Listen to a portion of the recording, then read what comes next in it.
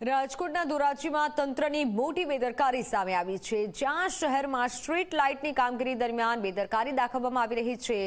શહેરના અનેક વિસ્તારોમાં સ્ટ્રીટ લાઇટ નથી, જ્યારે નવી નાખવામાં આવી છે, પરંતુ જૂની સ્ટ્રીટ લાઇટના થાંભલાઓમાંથી તૂટેલા ફાઇબરના બોક્સ, ખુલ્લા વાયરો ગમે તેમ લટકી રહ્યા છે અને આ સ્ટ્રીટ લાઇટના વાયર ખુલ્લા હોવાથી જોખમી બન્યા છે।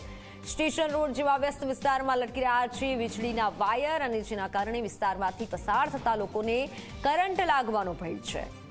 ત્યારે આ મામલે સ્થાનિકો સવાલ ઉઠાવી રહ્યા છે કે કોંગ્રેસ અને શહેર પ્રમુખે ભ્રષ્ટાચાર કર્યો છે તેવા આક્ષેપ થયા છે। આ મામલે આક્ષેપો થયા બાદ આ બાબતે ચીફ ઓફિસર તેમજ કોન્ટ્રાક્ટર સાથે સમગ્ર હકીકત જાણવાનો પ્રયત્ન કરતા તમામ પ્રકારનો નિર્ણયો ભણી દીધો છે। સ્ટેશન રોડ ઉપર ખુલ્લા વાયરો, સ્ટ્રીટ લાઇટો, થાંભલાઓનું કામ ચાલી રહ્યું અને કામ પૂર્ણ થયેલું હોય એવું એજન્સી બતાવી રહ્યું છે, પણ એ થાંભલાના અડધો શોર્ટ સર્કિટ એવા બને એવી ઘણીઓ ક્ષતિઓ છે અને ઘણા ભ્રષ્ટાચારો થયેલા હોય અને ખુલ્લો ભ્રષ્ટાચાર થયેલો હોય એવું ધોરાજીની પબ્લિકને અને આગેવાનોને જાગૃત નાગરિકોને જણાવી રહેલ છે।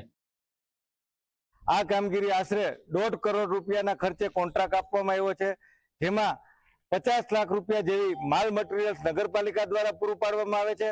એમાં પૂરેપૂરી ભ્રષ્ટાચારની આશંકા છે, કારણ કે 1 કરોડ જેવી રકમ ગણીએ તો એ મજૂરી ખર્ચ પાછળ જોઈએ નહીં, પણ આ મજૂરી ખર્ચ પાછળ આશરે 1 કરોડ જેવી જે રકમ ચૂકવવામાં આવે છે એમાં ખૂબ જ મોટા પાયે ભ્રષ્ટાચાર થઈ રહ્યો હોય તેવું લાગી રહ્યું છે। તેમજ કોન્ટ્રાક્ટર દ્વારા ખૂબ જ મોટી બેદરકારી દાખવવામાં આવી રહી હોય તેવું અમારા ધ્યાને આવેલ છે।